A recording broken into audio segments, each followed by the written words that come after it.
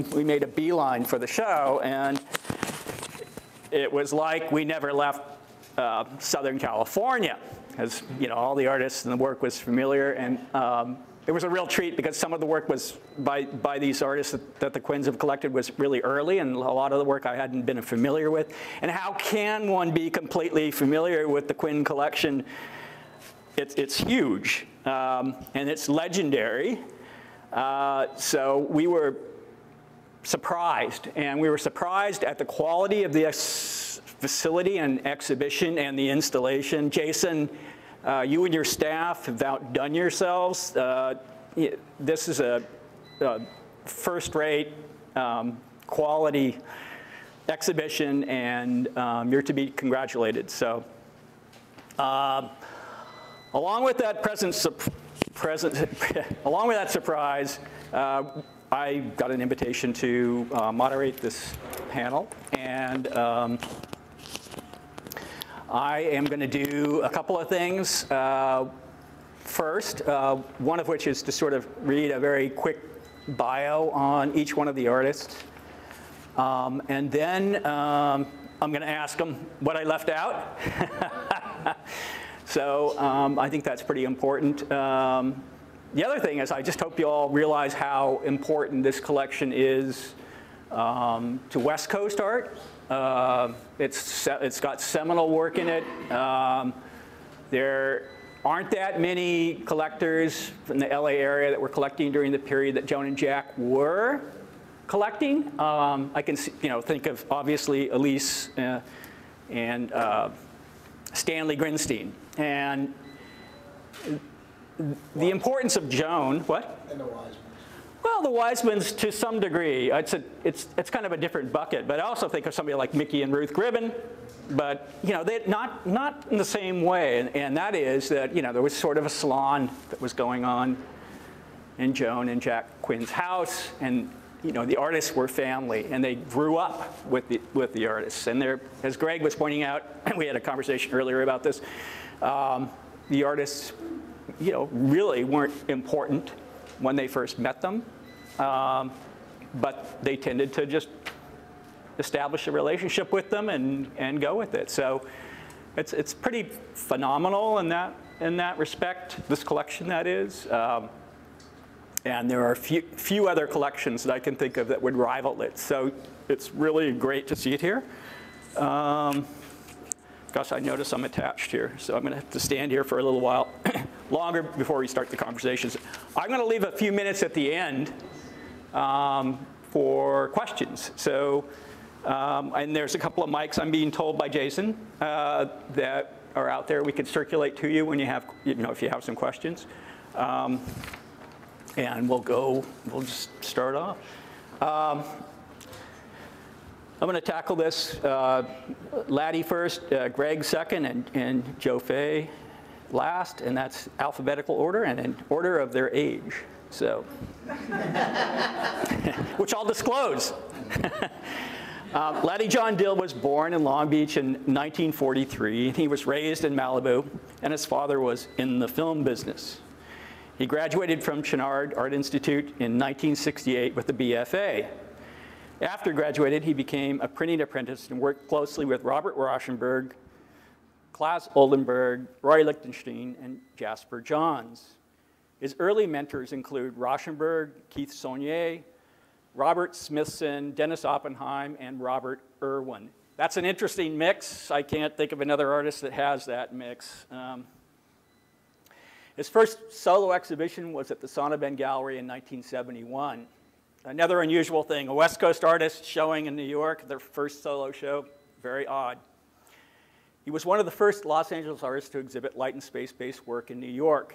Dill currently lives in Malibu, California. He has a show in Paris, and on December 5th, there'll be an exhibition of his work at the Malin Gallery in Chelsea. So, Greg Edwards was born in Ohio in 1948 and raised in Houston, Texas. He attended the California Institute of the Arts from 1971 to 1973. While there, he created and taught the Black Artist Seminar for 2 years. He later studied at the San Francisco Art Institute.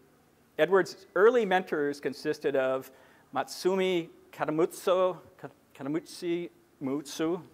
and Emerson Wolfer, among others.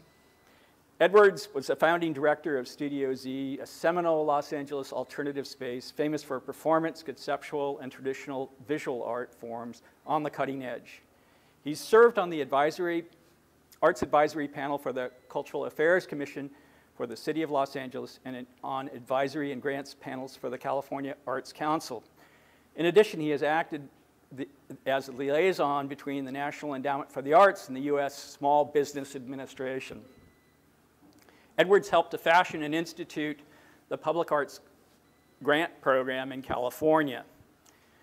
An exhibition of his early work, curated by Stanford professor Alex Nemiroff, titled Fifth Ward Del Rey, opened last week at the Qualia Gallery, Contemporary Art in Palo Alto. Edwards currently lives in Oakland, California. Joe Fay was born in 1950 and grew up partly in Newport, Rhode Island. His family moved there, or his family moved every 3 years as his father was restationed in the Navy, and Fay spent time growing up in various parts of the United States. Fay's father retired from the Navy in San Diego, where he spent the latter part of the high school years in Chula Vista, a suburb of San Diego near the Mexican border. After graduating from high school, he relocated to Newport, Rhode Island, and attended the Rhode Island School of Design. Fay moved back to San Diego, where he received his art degree from San Diego State University. After graduating, he got a job at the Cedar Cray Gallery in Coronado, where he met Los Angeles artists LADDIE JOHN DILL, Chuck Arnaldi, Ned Evans, Billy Al Bankston, Joe Good, and Ron Davis. At the invitation of LADDIE JOHN DILL and Chuck Arnaldi, he moved to Los Angeles, where in the 70s and 80s, he had a studio in downtown LA's Little Tokyo, then a cheap but very gritty place. Fay currently lives in Livingston, Montana. So, so LADDIE, what did I leave out? What did I misconstrue? What would you like the audience to know that I didn't mention? I had a show in Paris a few years ago, and it was at an Armenian museum in Paris, the Gulbenkian Museum, and which is based in Portugal, but obviously in Armenian. I've known Joan more than half my life. I'll be 80 next year. And totally supportive, never-ending support. And I found out through this show that I did in Paris how related the Armenian community is to contemporary art. This was at the, as I said, it was at the Gulbenkian Museum that's based in Paris. Have any of you visited it? There? Yeah, it's really hard to find. Very, very secure place, so it doesn't have a big sign out in front. It looks almost like a doctor's office, and then you walk in and there's this security. You walk upstairs and there's these amazing galleries up there. So I was really lucky to do that. I show quite regularly in Paris and with a gallery that I've got a show up right now with Dominic Fiat, which is in the Marais. So I'm quite familiar with Paris. So LADDIE, I have a question for you. Yeah. All right.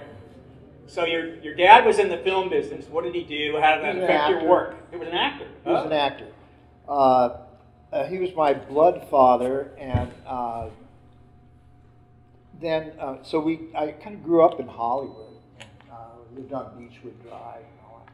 He wasn't a famous actor. It was a different system in those days, where he worked at Paramount. It'd be like working for Lockheed or something.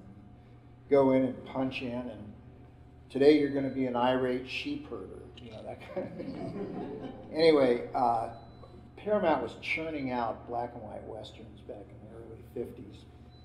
But then my mother remarried, and my stepfather had a huge influence on me. He was a lens designer and a mathematician, and was one of the developers of night vision, the green and black that brings you all the wars now.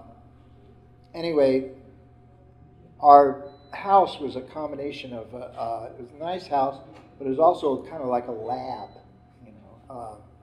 We had lasers running down the hall, and this is in the 50s. And we had, you know, it'd break up into five places, you know, when it hit a prism.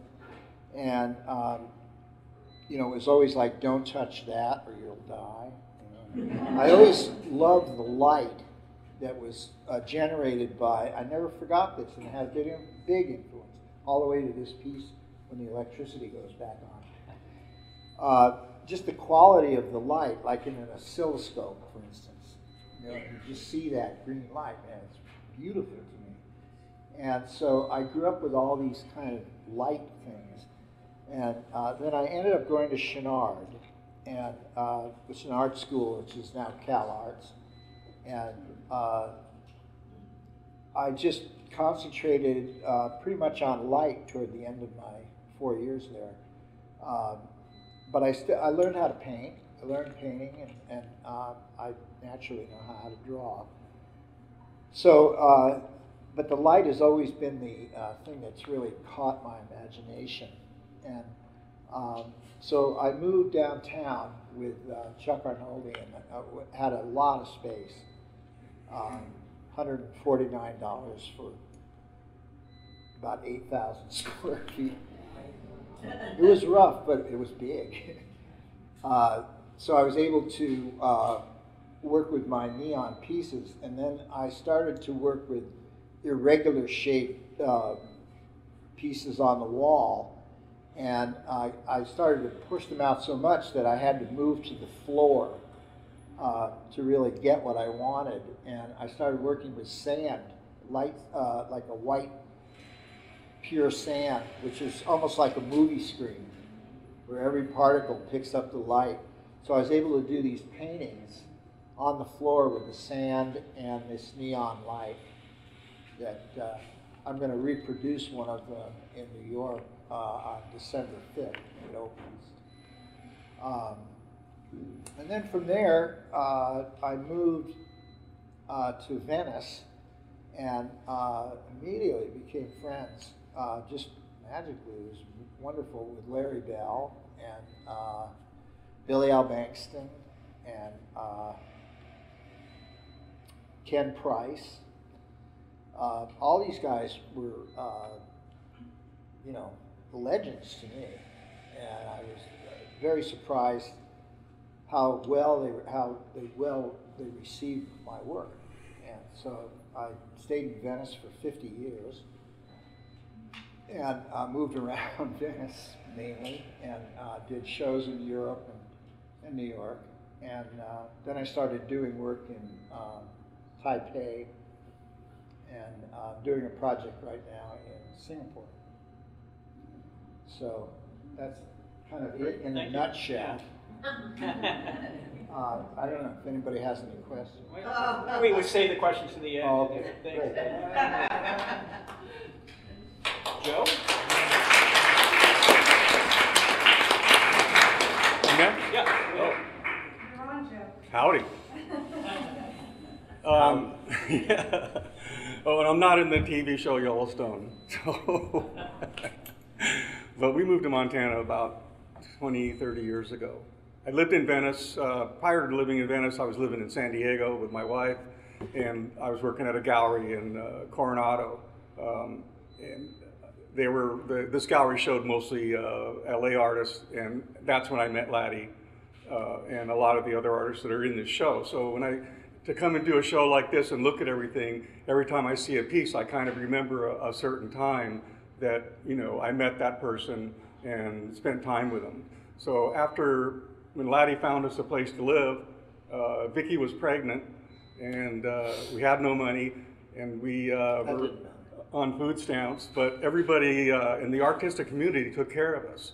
And through LADDIE, I met Joan and Jack Quinn, and they were truly supportive of young artists, and became really good friends of my family. I have 2 daughters as well. So it was, and then her husband Jack was my tennis partner. So we would play tennis at Joan's mother's house every Sunday, and you never know who was going to show up. Sometimes it would be Regis Philbin and his wife, or Rick Nelson. Remember Rick Nelson from the Ozzie and Harriet? Yeah. So we played tennis with a lot of different people, but Jack and I always won. So I think that's why we were up there. But then after the move to Venice, primarily working for other artists, I worked for LADDIE. I was commuting from San Diego to Venice for a while, and so I was sleeping in LADDIE's studio during the week on a cot, or was it a bathtub? Well, we always say it was a bathtub. I think it was a cot.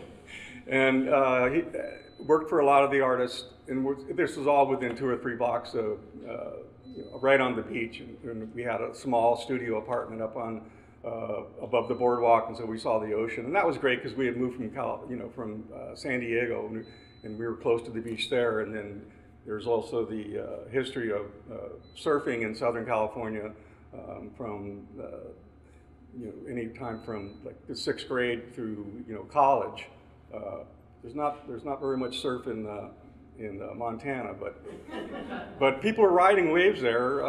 There's a way to do it. I saw a guy doing it the other day, but the water's pretty cold. So that was like how I got to LA, and started meeting people after working for people for a while. People like Joan and Jack would come to the studio and start asking me, buying some work from me. In fact, the portrait behind me, Joan came to my studio one time and says, "You should do a portrait of me." And I never done a portrait, but this is, my style of drawing is like this. So I did it, and after that, her husband Jack commissioned me to do portraits of people that he was working with in business. So I did a lot of federal court judges and lawyers and attorneys. And so I always, when I got in trouble a couple of times, I always had somebody to call.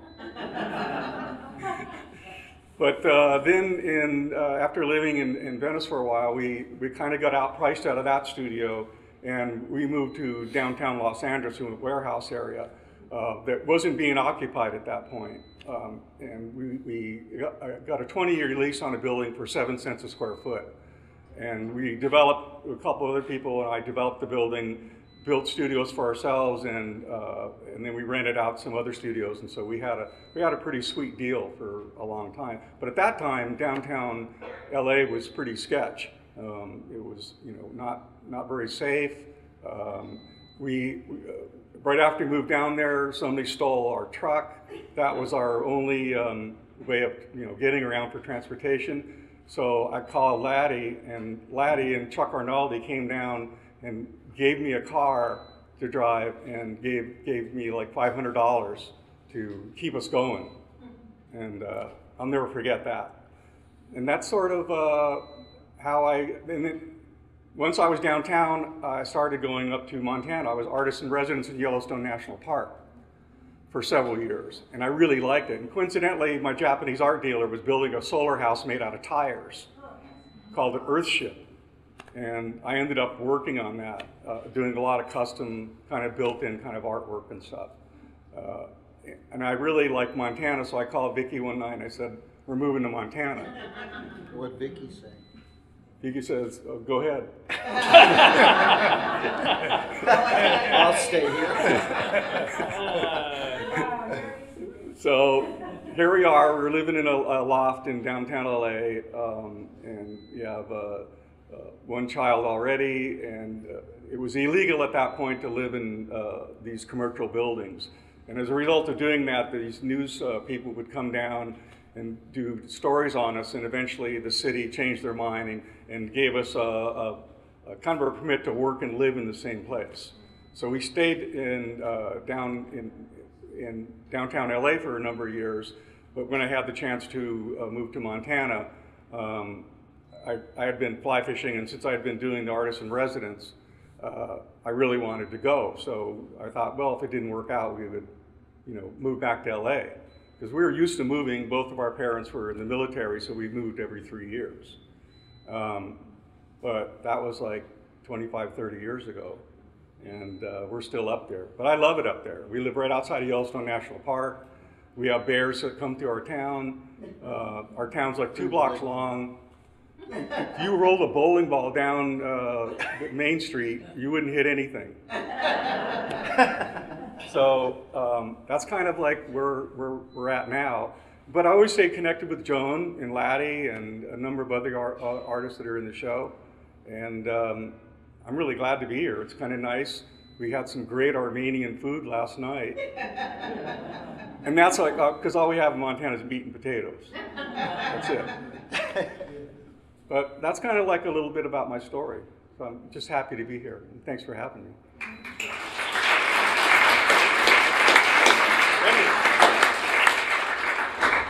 So my name's Greg Edwards. I moved to LA in 1964. I was 16. I moved in upstairs from my brother Mel Edwards' studio.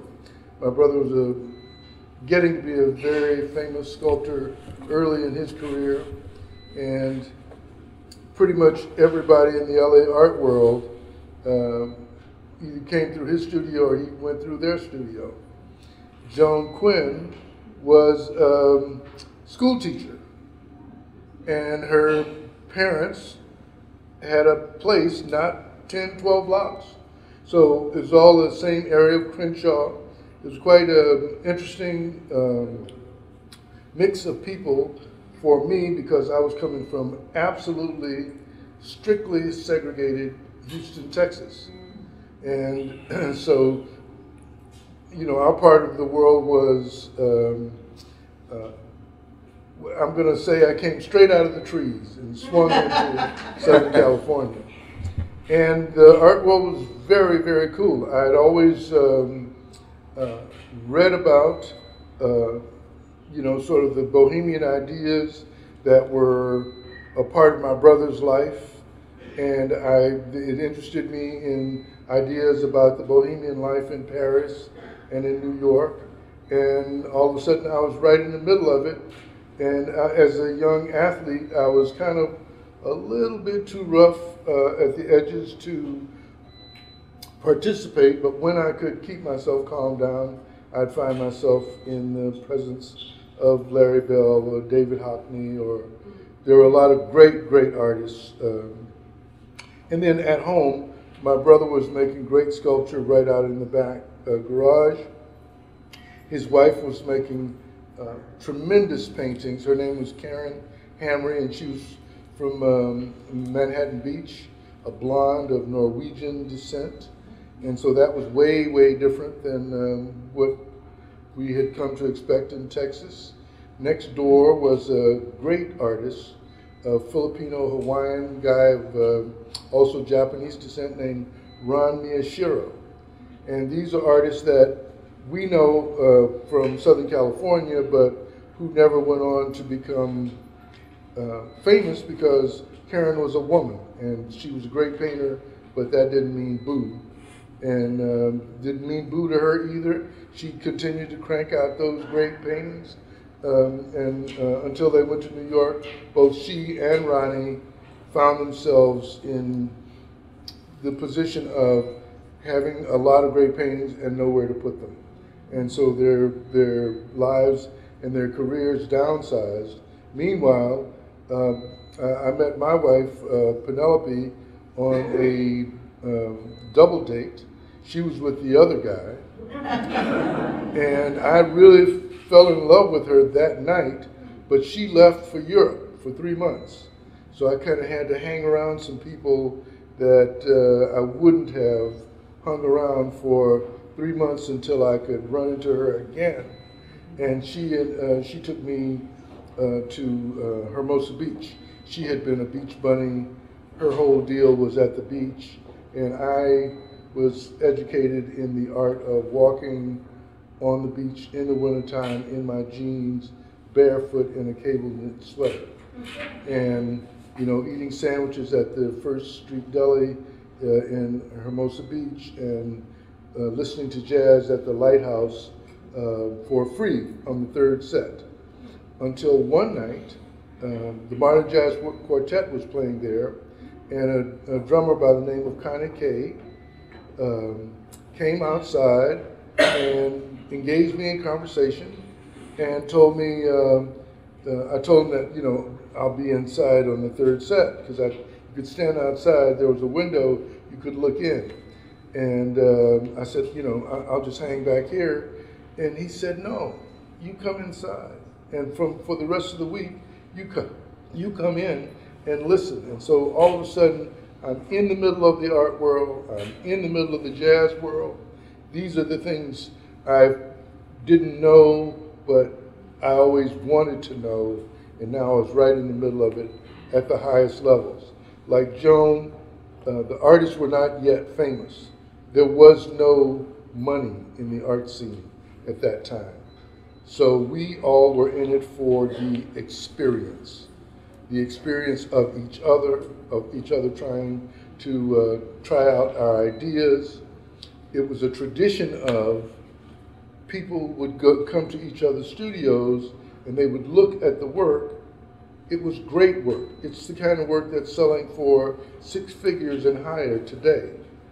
But at that time, it wasn't worth beans.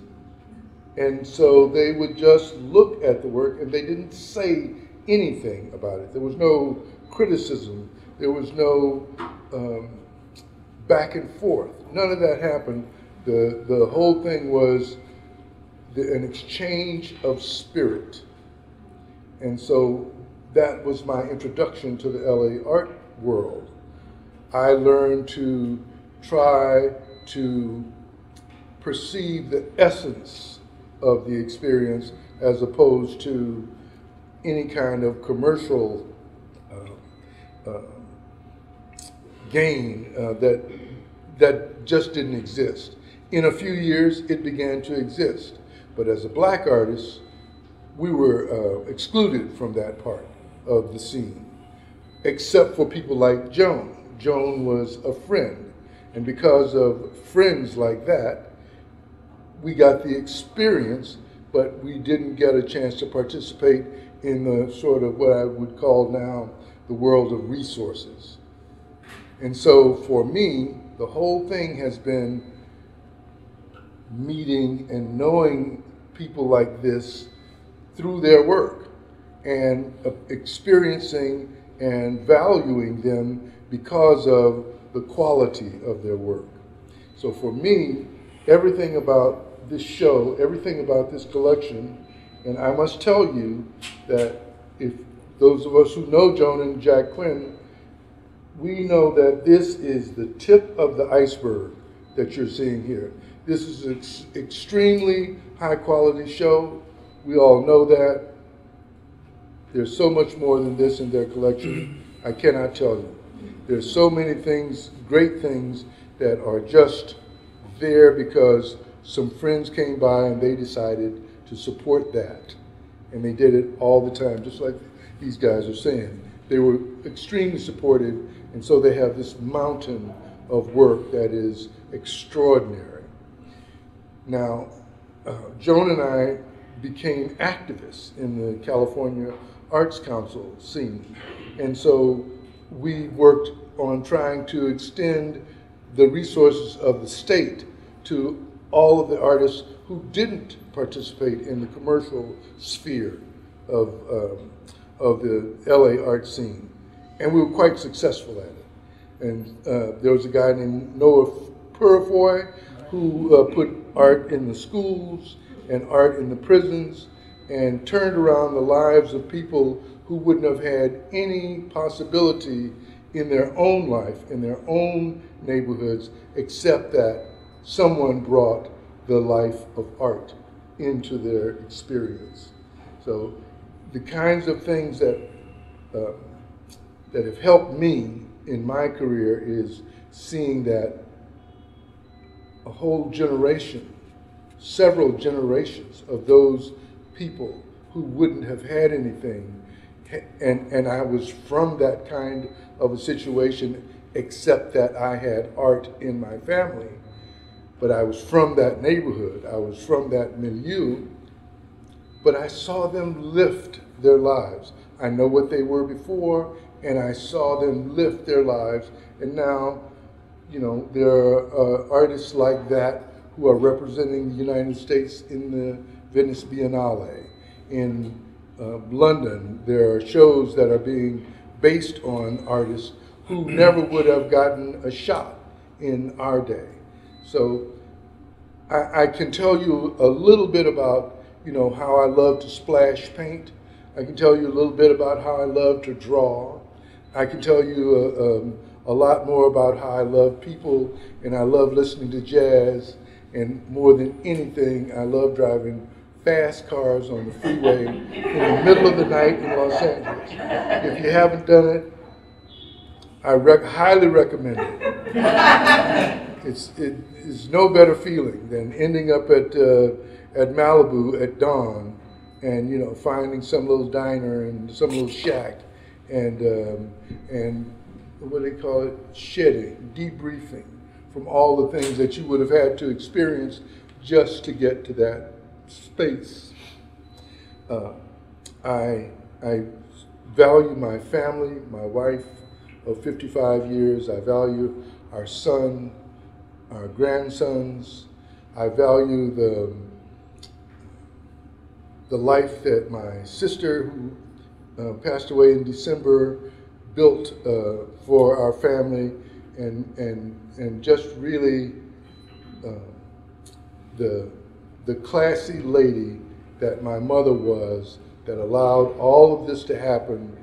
And I remember when she was keeping pennies in a jar to keep her family together, and making sure that, you know, those pennies fed us. And it's the more I experience in life, the more I see that it is these kinds of essential things in the heart of the human being. If you're lucky enough to know people, meet people, love people who have heart, then the art's going to take care of itself. It's going to be on this high level. And I value very much sitting here with these fine people who have done that in their own life, in their own way, from their own background and experience.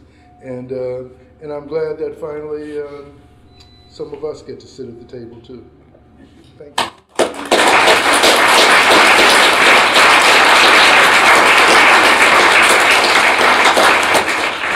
I heard this story about Billy Al Bankston, and it was an interesting story. It really stuck with me. And the story is this, that Billy was at a lecture in LA someplace, and it was Max Kozloff who was speaking. And I don't know if you know much about who Max Kozloff was, but pretty famous critic from the East Coast, wrote for the Art Forum regularly. Max was up there talking about East Coast artists, and in the middle of the lecture, Billy got up and yelled out, "This is bullshit," and walked out. So the reason I'm bringing it up now is that Billy just passed away a few weeks ago. 2 weeks ago. 2 weeks ago. And he's an important artist for Joan and her collection, because I believe that Joan got her connections to the art world through Billy originally. So, and Billy was a charismatic, interesting person. So I want to know what y'all have some comments about Billy. Billy taught me to go to the movies in the middle of the day, guilt-free.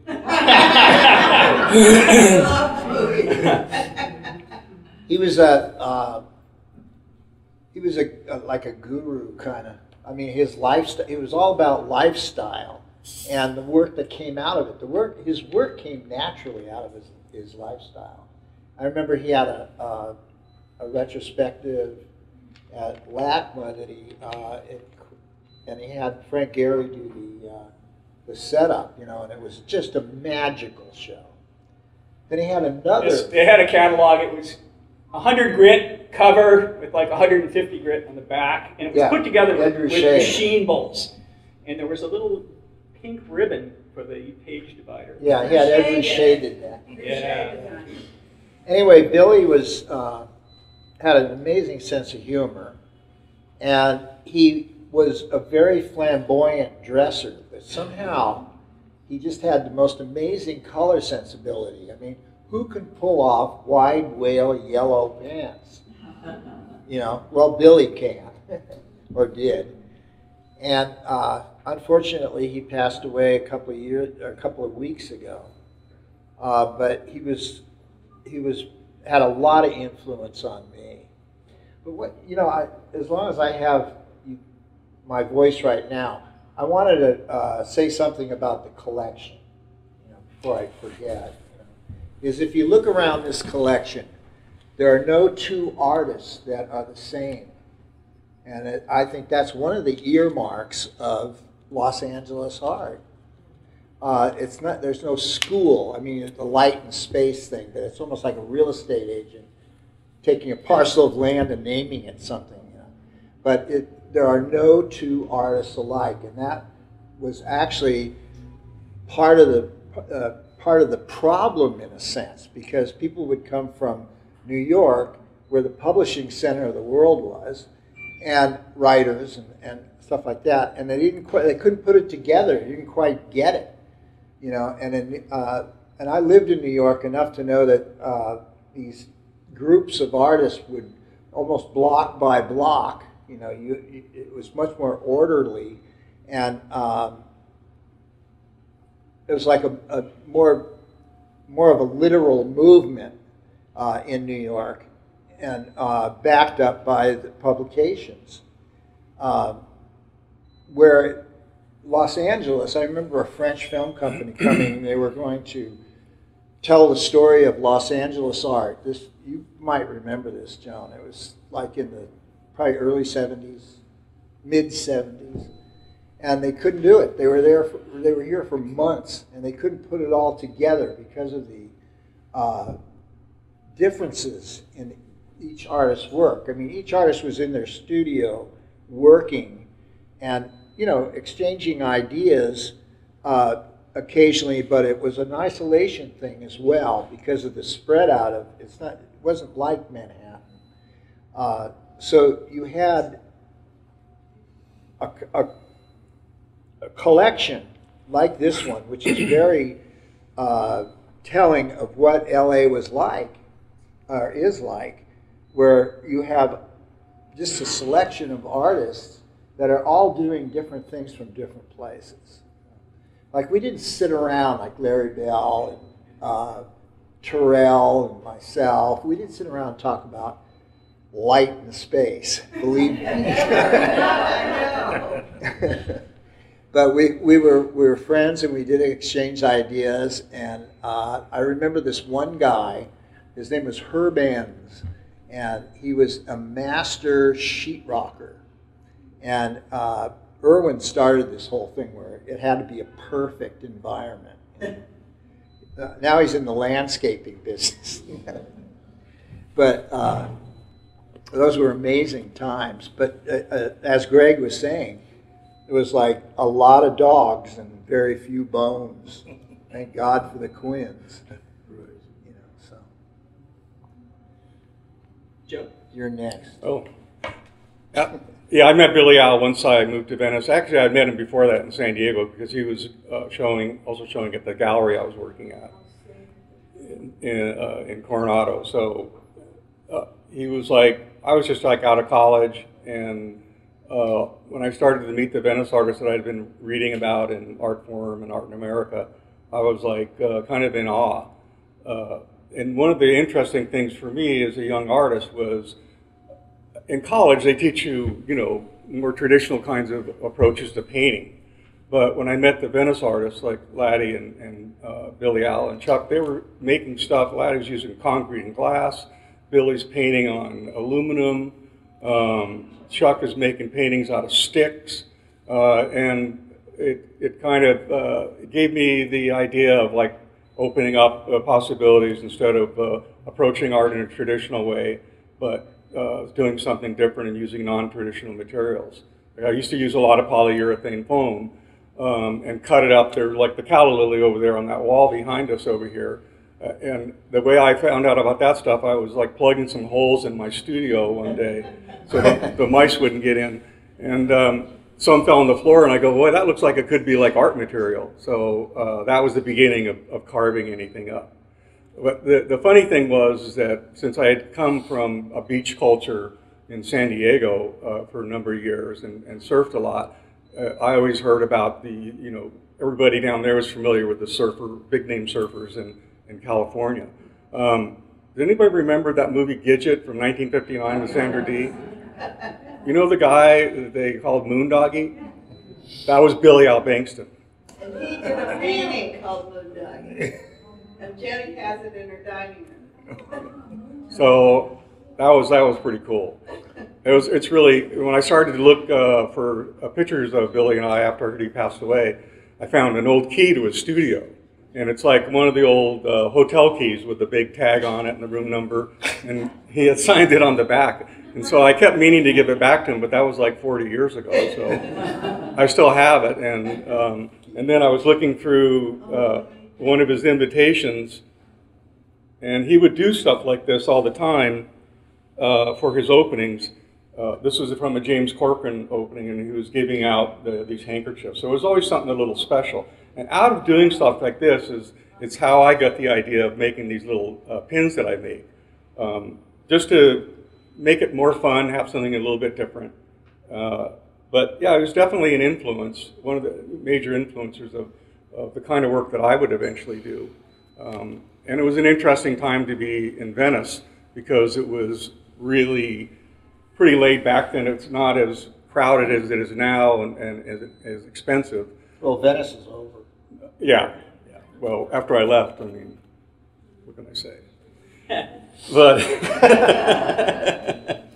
But yeah, Billy was an interesting character, and he was very flamboyant and really funny. He would say a lot of really funny things all the time, and really quirky.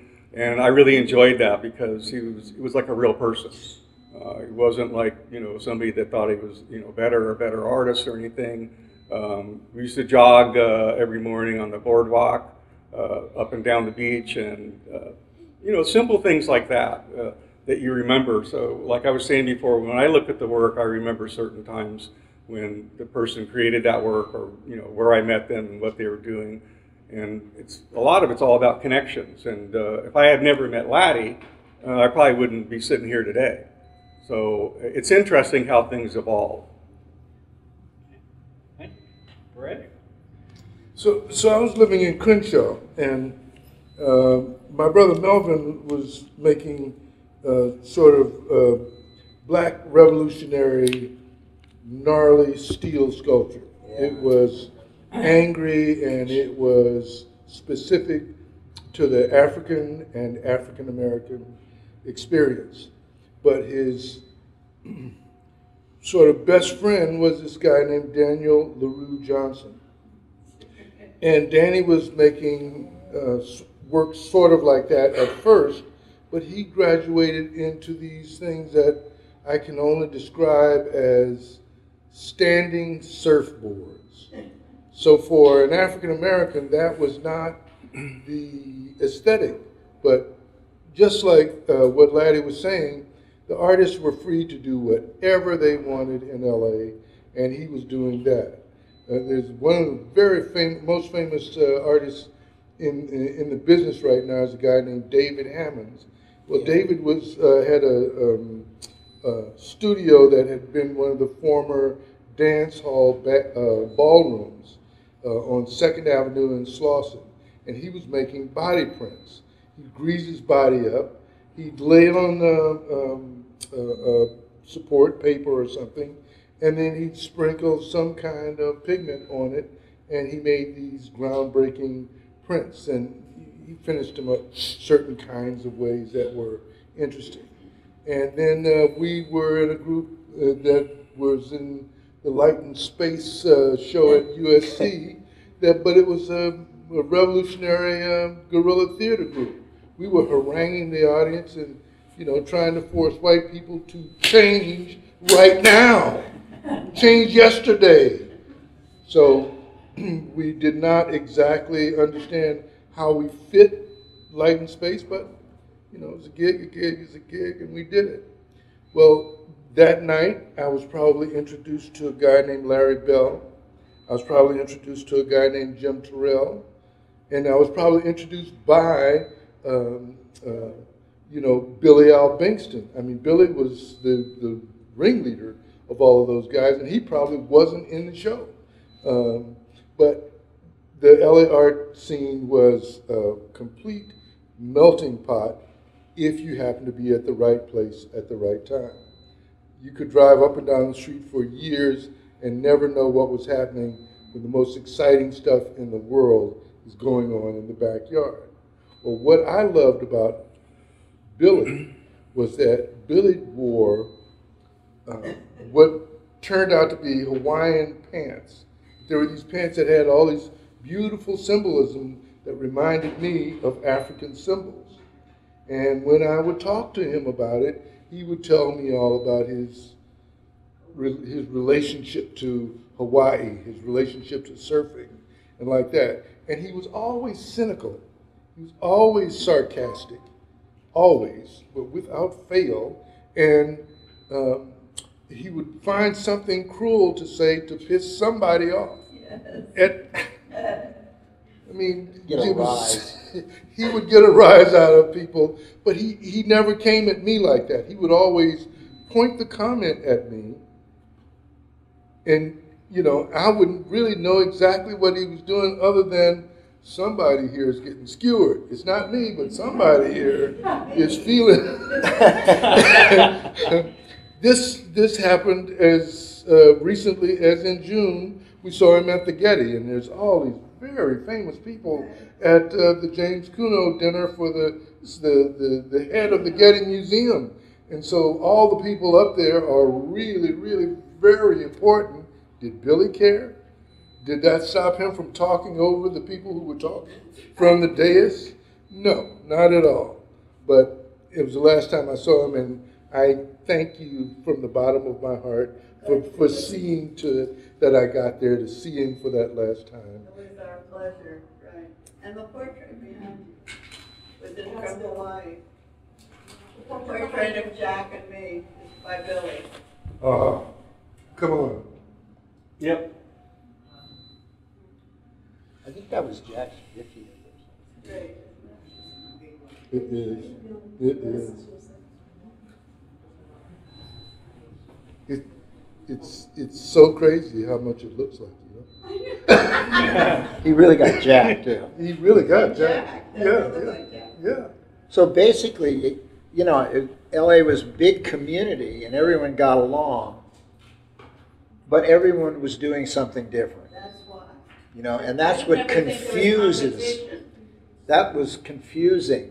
Peter Sheldall, who actually just passed away recently, unfortunately.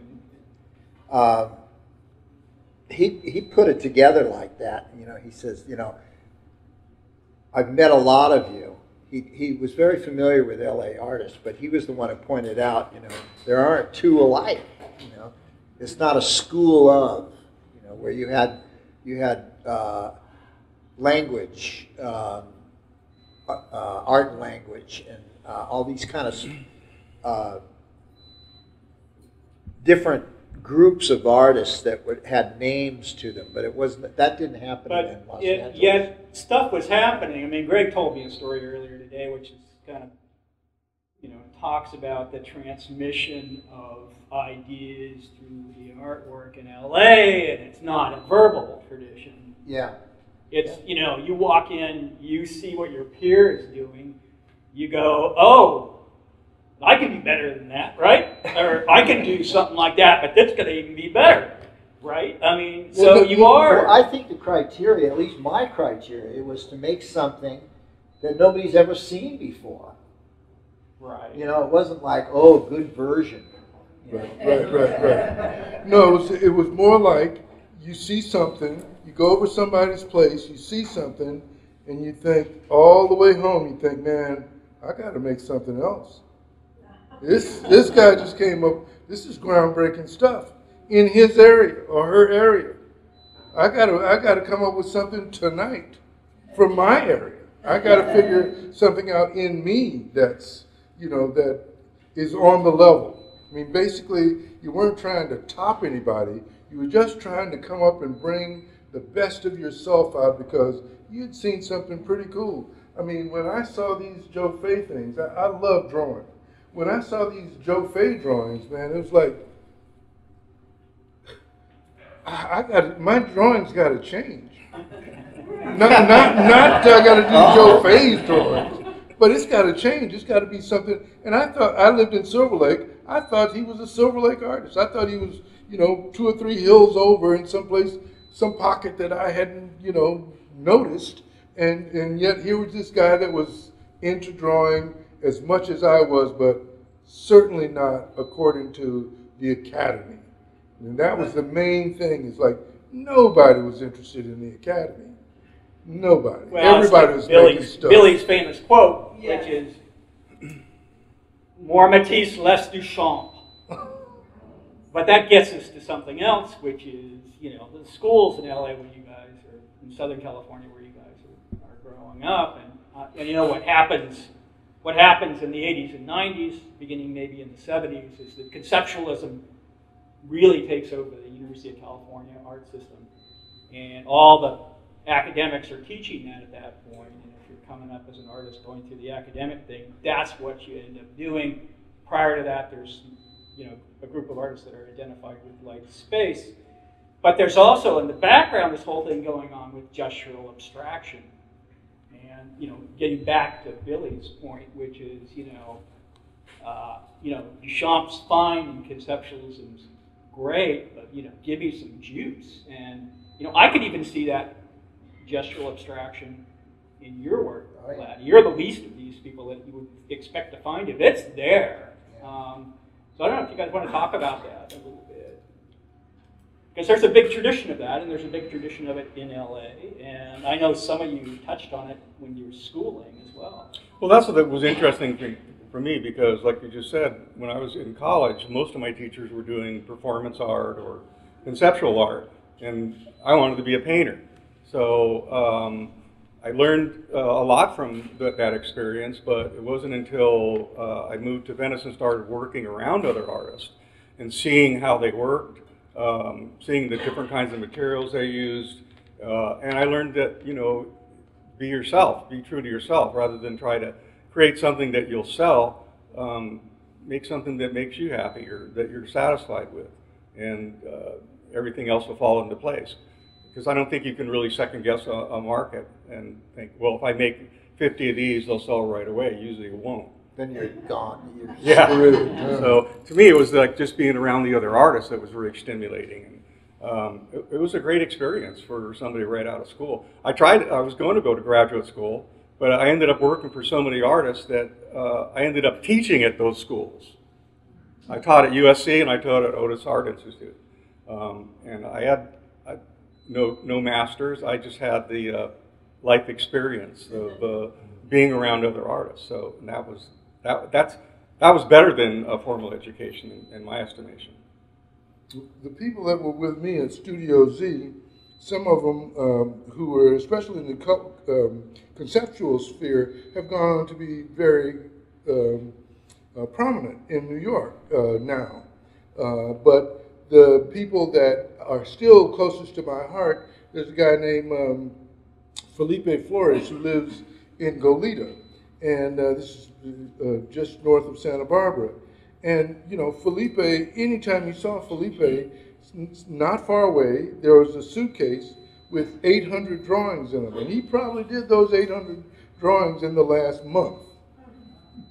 And, you know, empty it and come up with a whole bunch of new ones. And they were based on characters that he saw. And he lived a very, very interesting life. He saw the kinds of people you don't see, the rest of us don't see. He saw the people that live at the margins of society. He was a New Yorker who came to California. He was 6'9". He loved jazz. Still loves jazz. And so he could tell you from the sound, he knew the voice of John Coltrane when I didn't know anything about jazz. I mean, I was trying to learn about jazz. He knew the sound of Dexter Gordon. He knew the voice of, there's a woman named Vi Red, who was a singer that, you know, was obscure, but she was very influential. So we were not just being influenced by art and other artists. We lived in Southern California, so there was always people who were performers, actors, musicians. I went to Cal Arts. All of a sudden, I'm open to this whole area of the dance. And there were great, the Lewinsky's company was based there. You know, there were all of this, they would bring in Donnie McHale and Alvin Ailey. And so all of a sudden I'm learning about African Americans in ballet that I didn't know existed. So you're being stimulated in all these different parts of yourself.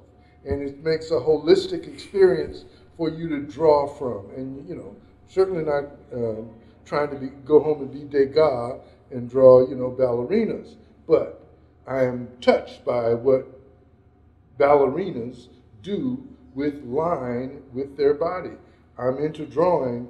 I love line. I had no idea that they love line as much as I do, that they are utilizing line as much as I'm trying to use it. So Noah Purifoy was like Felipe. He knew everybody up and down the coast. Yes. Remember? Noah Purifoy. So Noah Purifoy was, I'd say 40, 50 years my senior. He was an African American from Alabama. Sat on the council with me. He sat on the council with Joan, and he was just extraordinary at getting things done in a very quiet way.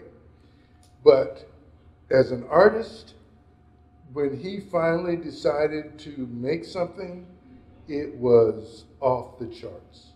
I'll never forget the 1970 Watts Festival art show. Noah made a room that was exactly like the interior of somebody's house deep, deep, deep in the ghetto. Okay, and dirty dishes in the sink, and army blankets on the bed, and, you know, obviously people under the covers, and, you know, the kinds of used furniture that you buy at the used furniture store. And just when you think, oh, I'm finally getting it, wow, look, he's trying to build this tableau, all of a sudden somebody would flip the switch and the bed would start humping. Oh man, it was off the charts. It was just like, you know, and Noah was, he didn't look like that. He looked like a social worker. I always thought he was a janitor. You know, but he was a well-educated guy, and he was a social worker, and he dressed like and looked like a social worker, except that he might be with, you know, a 9-foot blonde ballet dancer wearing a miniskirt, and he'd walk right up into the middle of the Muslim temple where, you know, it wasn't the coolest thing to do. Nobody was willing to confront Noah because, like African artists going all the way back to the beginning of time, if you carry yourself in such a way as to let people know, I'm in control of these images, I'm in control of this meaning, then people have to respect that, and they respected Noah, and he passed it on to me and my friend Duval Lewis, who was also with the California Arts Council, and myriad other artists. And then after he decided to give up his activism and move to Joshua Tree, who's the next person that I see is Ed Ruscha is being, you know, like knocked out by, you know, who is this guy doing this Dada? And last, what was it, 2-3 years ago, there's a big show finally of Noah Purifoy posthumously at the LA County Museum. Now, the most interesting thing about Noah is that he was too old to be up there by himself. So he lived in a assisted living kind of place. But on Friday nights, they would allow him to go to his studio and sit with his work. One Friday night, he burnt up in the studio.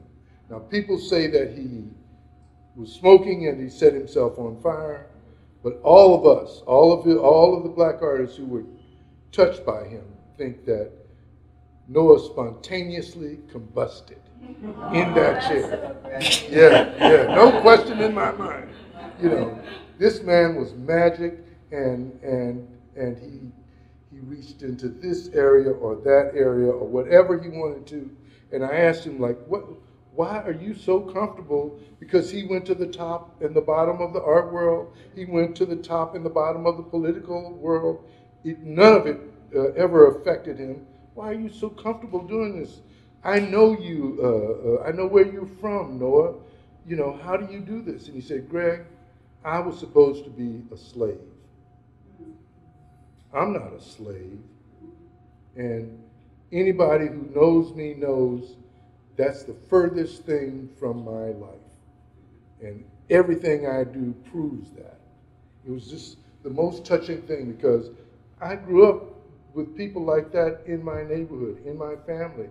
I knew people who were the descendants of slaves.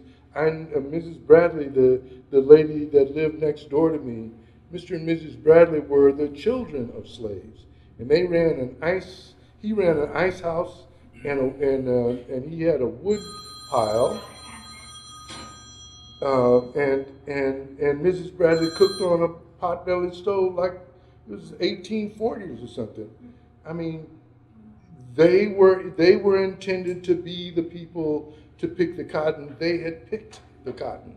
Okay, these were the people who had lived that. So we all knew and understood that in our bones. So to see somebody come from that, to come to Los Angeles, to become a social worker and help other families out, and to become just a dynamo on the California Arts Council and a good friend of Joan's, and then to find out later on that he's not only influenced this younger generation of African American artists, but that he's influencing Ed Ruscha at the end of his life. Come on. Bravo, my brother. He lived the kind of life that he proved that the kind of life that he lived was available, and the proof was in his existence. And you know, you couldn't do that. They go and find other artists down south, what they call outsider artists, but they couldn't live that kind of life because they weren't in California. They didn't have Joan Quinn wasn't accessible to them. They didn't know people like that. Joan Quinn, Paige and Eloise Smith. Paige Smith was one of the cornerstone historians of the United States. He and Eloise lived a long and fruitful life, and they died they loved so much that they died within 24 hours of each other. These are the kinds of experiences, this is what I'm talking about, the quality of experience that you can't trade for anything. I'm sure others here have these kinds of experiences in their life. This is the kind of thing that, that makes you be able to sit down with a guy like Billy L. Bingston, and when he gets sarcastic and when he tells jokes, when he makes fun of people and like that, you can appreciate it because you know that life is weird. Everybody can do whatever they want to do. Excuse me, I've talked too long.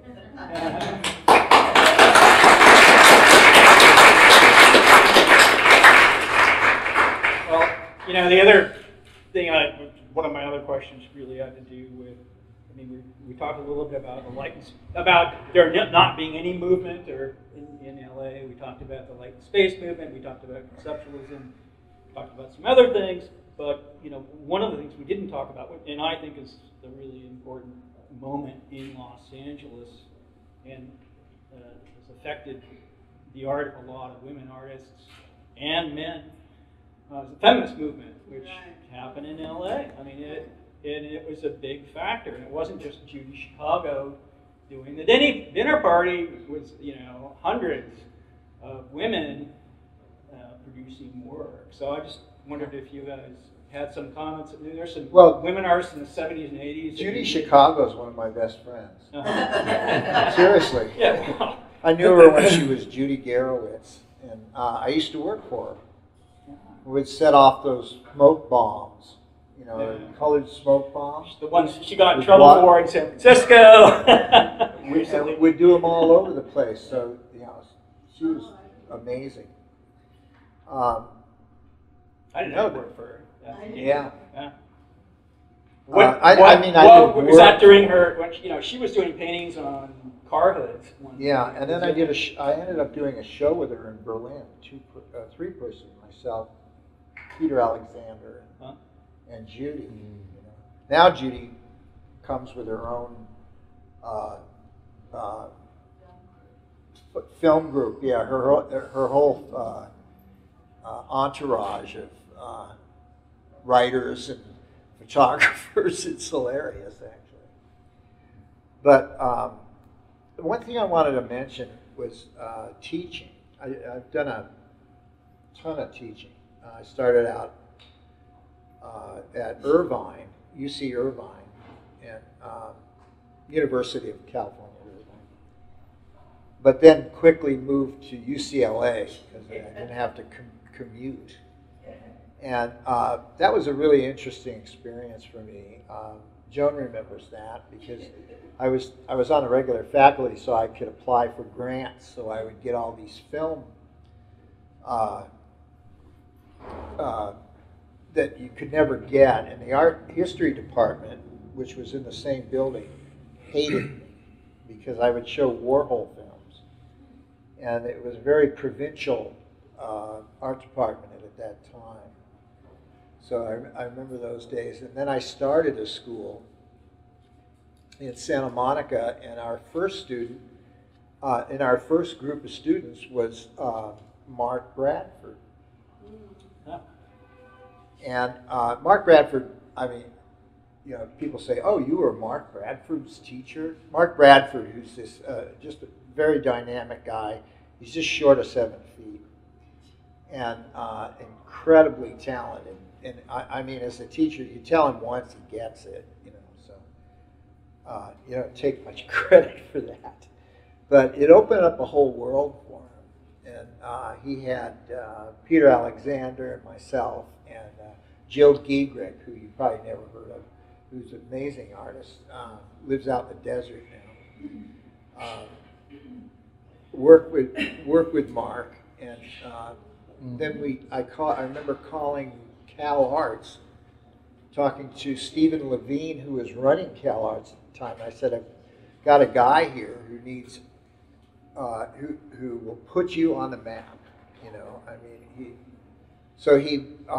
he needs a full scholarship and a job and a place to live.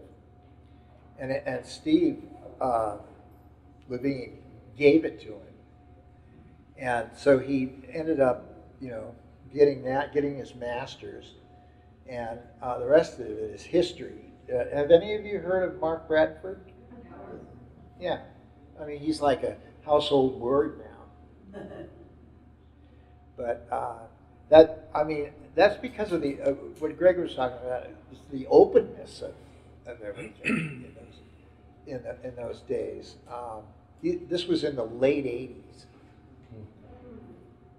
89, I think, really late 80s, into the 90s and all the way through. And we stopped the school in the 2000s. It was just a 10-year run.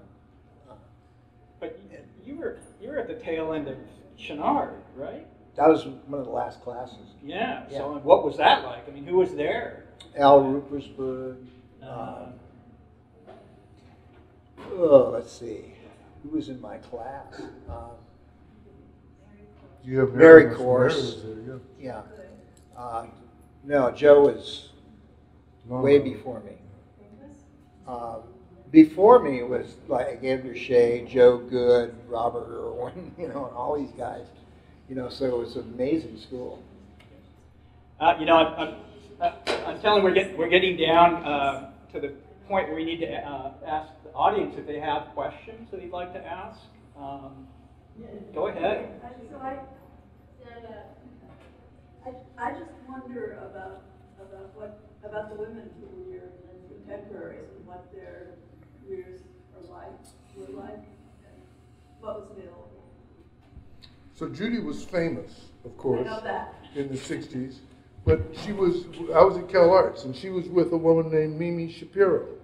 And Mimi was a great, great painter. But on my side of town, there was a woman named Senga Nengudi. And she was making things that, you know, I saw day before yesterday in the Museum of Modern Art. She's very, very big time. There's also a woman, Marin Hassinger, a sculptor, who was at Studio Z as well. So there were always women artists. The feminist movement had to be acknowledged by the institutional art world. But actually, among the artists, wherever you went, if women were artists, they were there too. I mean, there was no prohibition. Like Laddie was saying, he worked for Judy. You know, I mean, it wasn't like, you know, Judy worked for him. You know, there was an equanimity among the artists, but they're like, you know, too many dogs and not enough bones. It doesn't matter who's top dog. It's just a matter of everybody trying and doing their best, and you know, and then all of a sudden you watch woman, what was it called? Woman's Space.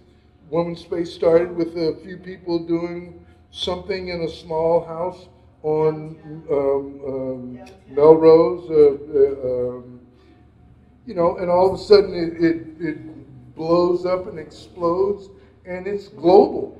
And you go somewhere and, you know, people are talking to you and telling you, you know, all about feminism, and you have to just be quiet because they're women, and you don't want to say, well, I think I know a little bit about that. Just like sit, kick back and let them tell their story, because their stories, it's more important to hear their story about it than it is for me to tell that, you know, that I knew the women who were feminists, you know, who were born feminists and who lived that life and made it grow into what it is now. You know, yeah, so you worked with Carol Karumpus and Lynda Benglis and Alexis Smith. And Yeah, they were peers. yeah, they were peers. Alexis Smith all has those a women show. were around. Yeah. Oh yeah. Lita, all They were Benglis. all there, they just didn't get the same kind of recognition you did. Hannah That's true. Thornycroft. Yeah, there were a lot of women, right? I would have said their names, but I can't remember anybody's name. I hardly remember my own name. Yeah, there was like Lynda Benglis, there was a big impression on me because she used alternative She was materials. next door to me. Yeah, and it was like, she was incredible. She was easy to talk to. Karen Carson was another artist. Vija Celmins, and they were all in the same group that everybody, when the scene was a lot smaller in the 70s when I arrived in LA, and they were all a part of that group. And most of them lived in Venice, that little beach town. So everybody was in like 2 or 3 blocks of each other. So a lot of times in the late afternoon, we would all play volleyball together. So you'd have, you know, these just teams of artists that just lived in the same area, but all got along. And when you went to a party, it was like usually the same people that you would see. Augustine was there too, but she was I remember the head her. of them, right? She was doing work for the Guggenheim in Venice. Yeah. But then there was also women like Mary Corse and Quinn Merle, and they lived in Topanga, or they lived over, you know, the other side of the mountain. Everybody lived everywhere. Everybody lived wherever they wanted to live in Southern California, and they did the work that they wanted to do. But, you know, it was institutional recognition that they weren't getting. in the scene, they were always just as dynamic as any of the men.